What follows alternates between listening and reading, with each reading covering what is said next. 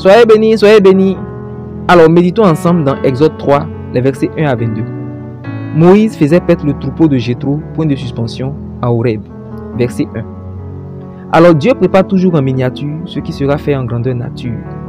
Et ce verset est une image, ombre des choses à venir. En effet, Moïse devait faire sortir le peuple de Dieu de l'Égypte. Moïse était donc berger. Et le troupeau que Moïse est en train de conduire est le troupeau de Jéthro, son beau-père. Au verset 12, Dieu dit, « Je serai avec toi, et ceci sera pour toi le signe que c'est moi qui t'envoie. Quand tu auras fait sortir d'Égypte le peuple, vous servirez Dieu sur cette montagne. » Et Moïse était avec le troupeau de son beau-père en train de recevoir son appel à la même montagne d'Horeb. Amen. L'exemple de la préparation de David est aussi édifiant. Il a veillé sur le troupeau de son père, affronté l'ours et le lion en préparation avant son combat contre Goliath. Alors la préparation de Dieu commence par servir sous quelqu'un. Moïse paissait le troupeau de son beau-père. David aussi paissait le troupeau de son père. Ici, il y a un père qui est l'image en miniature de Dieu. Il ne faut pas négliger le travail que nous confie l'autorité établie sur nous, car au final, ce travail peut se révéler, comme pour Moïse, être l'indice de notre appel ou simplement sa version miniature. Verset 8. Je suis descendu pour le libérer. Point de suspension. Alors quand Dieu veut sauver, il envoie quelqu'un. Dieu n'est pas descendu en personne, il est descendu par Moïse. Alors quand Dieu veut sauver une nation, un peuple ou un grand nombre, il envoie quelqu'un. En d'autres termes, Dieu a dit je suis descendu, mais cela a signifié j'ai envoyé quelqu'un. Verset 16. L'Éternel, le Dieu de vos pères, m'est apparu. Alors si la tâche miniature confiée par l'autorité spirituelle est un indice de l'appel, le dit appel prend toute son expression parfaite et complète dans la révélation.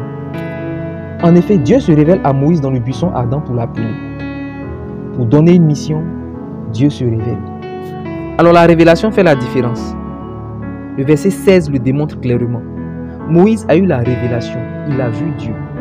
Le peuple connaissait certainement Dieu par culture ou par récit historique de tradition écrite ou de tradition orale, le Dieu de leur père. De même qu'ils connaissaient leur père sans les avoir jamais vus, de même ils connaissaient Dieu. C'est une connaissance humaine de Dieu, c'est une connaissance stérile. Cela entraîne comme conséquence que la révélation détermine l'action. Les sacrifices ou les actions que quelqu'un est prêt à mener dépendent de la révélation qu'il a eue de Dieu. Le peuple souffrait tranquillement en Égypte, attendant tout aussi paisiblement son sort ou sa fin tragique, sans jamais tenter quoi que ce soit. Mais Moïse a vu Dieu, il a agi différemment. Ayant vu Jésus, il a fait le choix du peuple esclave plutôt que l'opulence de l'Égypte.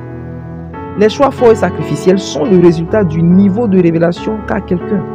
Ceux qui ont refusé la délivrance pour une meilleure résurrection ont vu le ciel, Hébreux 11:35. Tout comme Moïse qui lui a vu la rémunération céleste, Hébreux 11:26.